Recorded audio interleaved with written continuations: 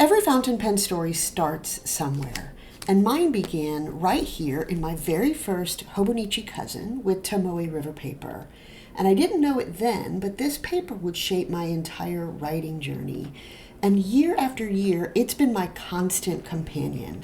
Same whisper-thin sheets, same soft crinkle, somehow still the best surface for turning ink into art.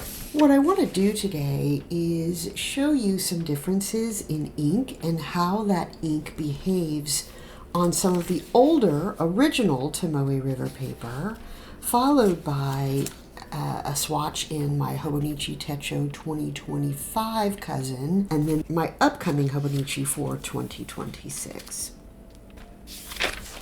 And I'm going to be swatching 3 inks for this test, and each of these are going to tell a different part of the story. We're going to start with Kiri-Same, which is a Pilot Iroshizuku ink, and this ink is known for being calm, steady, and reliable. We're also going to swatch my Franklin-Christoph Philly Pen Show ink from 2025, and this ink did misbehave last year. And the final ink will be Pelikan Edelstein Golden Lapis, and this one is full of drama, and it reminds me why I keep reaching for interesting fountain pen inks. And I'll be using a blunt syringe and a swatching tool that I bought from Fountain Pendulum. Quick note here. I tracked timestamps for when the ink first hit the page and when each swatch began and ended so I could understand how much time had really passed, even though it's not obvious here because the video has been edited for flow and watchability. Throughout the video, you'll see a few brief intermission screens showing exactly how much time has passed since each ink first hit the page. It's not scientific, but it is intentionally specific. I decided to do this as I was editing because I noticed the inks seemed to dry faster on one of these books. No spoilers, but I have a feeling it'll become clear pretty quickly. This is Kiri-Same on my Tomoe River paper in my Hobonichi Cousin from 2021. And I'll also be swatching this in my Hobonichi Cousin for 2025.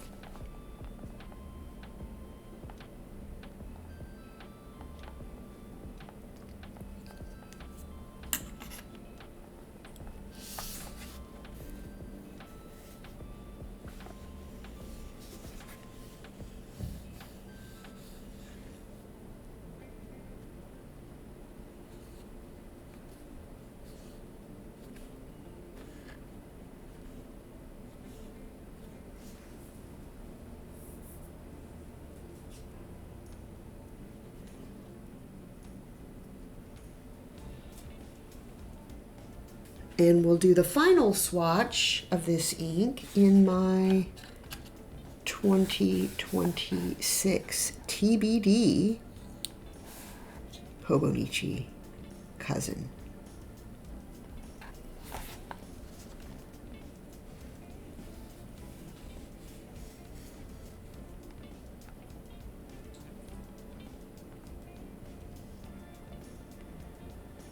This is my first time using this newer paper, so this should be really interesting to see how this behaves.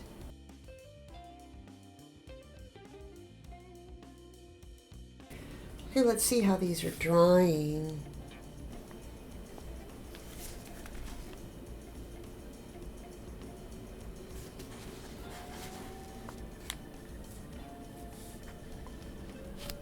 Let's take a look at the second ink, which is my Philly Pen Show ink from 2025. And this, as I shared before, is the one that misbehaved last year in my Hobonichi Cousin for 2025. So we'll get a look at that here in a minute.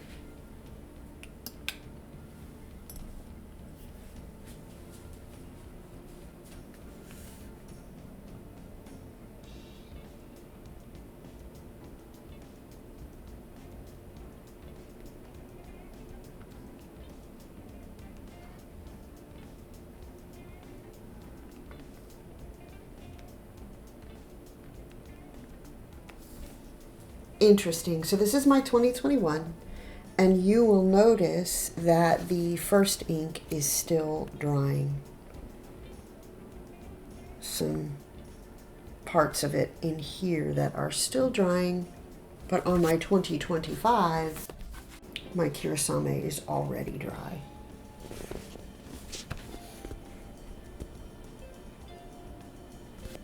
Okay, let's continue.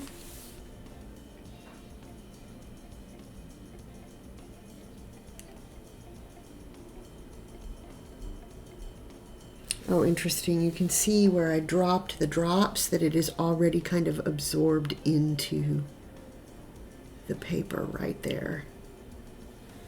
I don't know if you can see that right here and right here. Right here and here.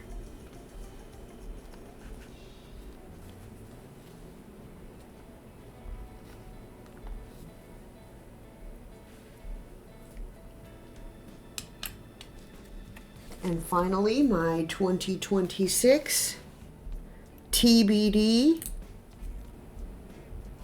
And you can see that the Kiri-Same is also still wet on this page.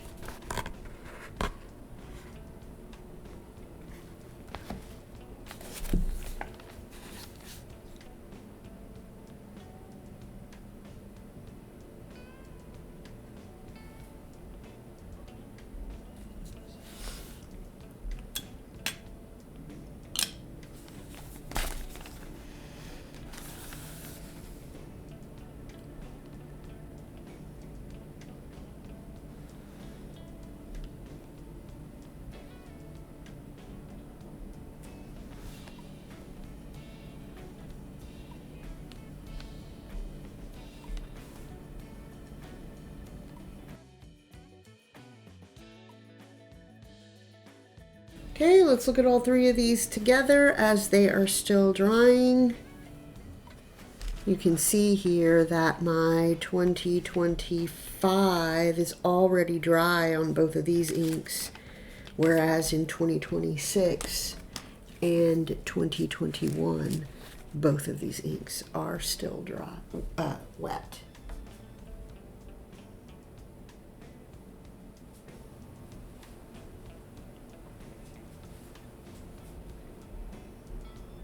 Okay, and the final ink that we are going to swatch is my Pelikan Edelstein Golden Lapis.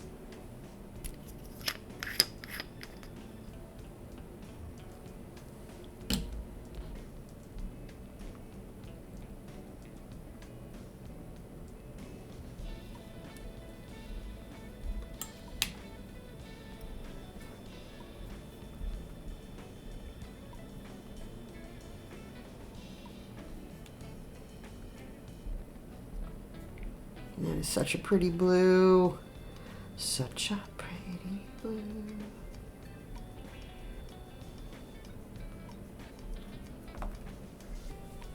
Okay, this is 2021. Notice the Philly pen show ink hasn't fully dried, and 2025 is already completely dry on the other two inks, as I shared before.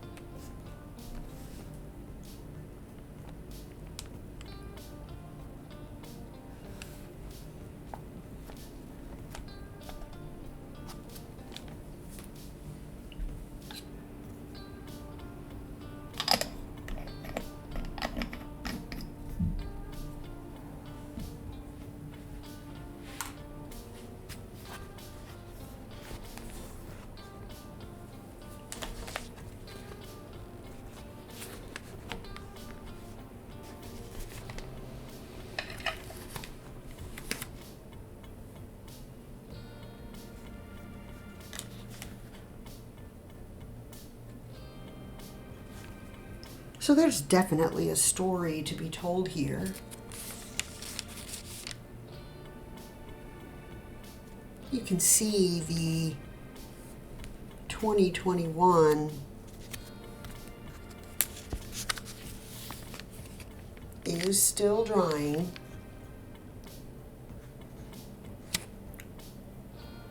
On the latter two inks.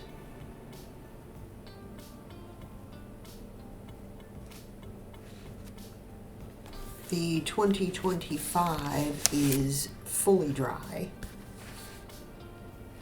Is that right? Fully dry? Yeah, it sure is fully dry for all three inks.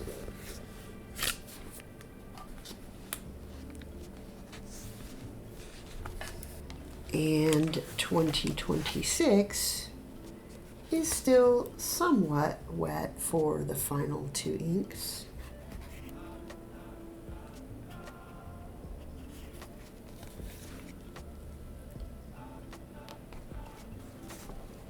Let's look at the other side of the page on these notebooks.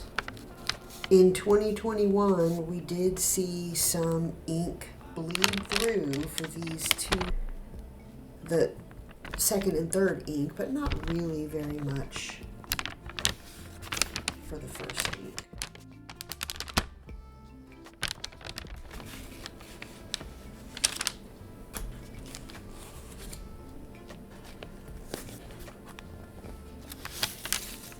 For 2025, yes, not only bleed through for the second and third, but also on the first, and it did impact the pages, the page behind it, here and here.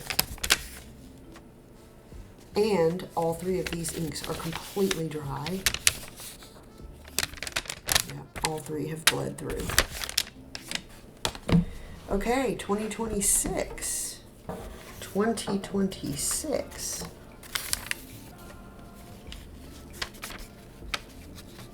The second and the third ink are still drying.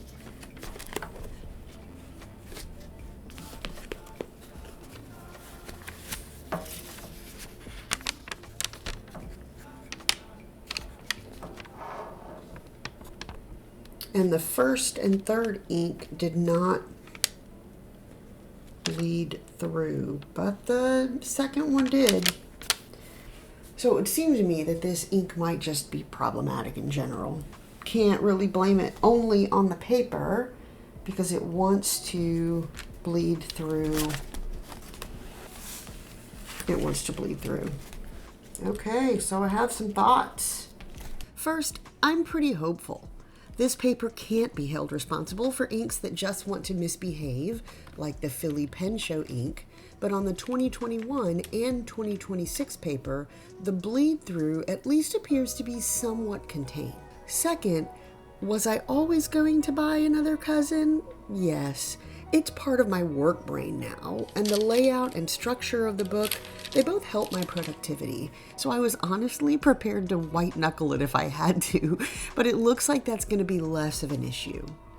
Third, the ink on this paper dries slowly, which creates more of an opportunity to highlight the unique properties of our fountain pen inks, the shading and sheening for those who like those kinds of things, which means I might be in for another enjoyable year. And finally, I originally recorded this for an upcoming video I have in my Why I Love series, where I share love notes to the design, joy, and the tools that inspire writing. And I'm doing a video on why I love Tomoe River paper. So make sure you subscribe if you're interested in following that series. I'll link it here from this video. And if you enjoyed this content, please feel free to hit like or leave me a comment. Sharing thoughts within this community is what brings me the most joy, and I appreciate every moment you spend with me on this channel. So until I see you again, write slowly, love deeply, and be infinite. Bye.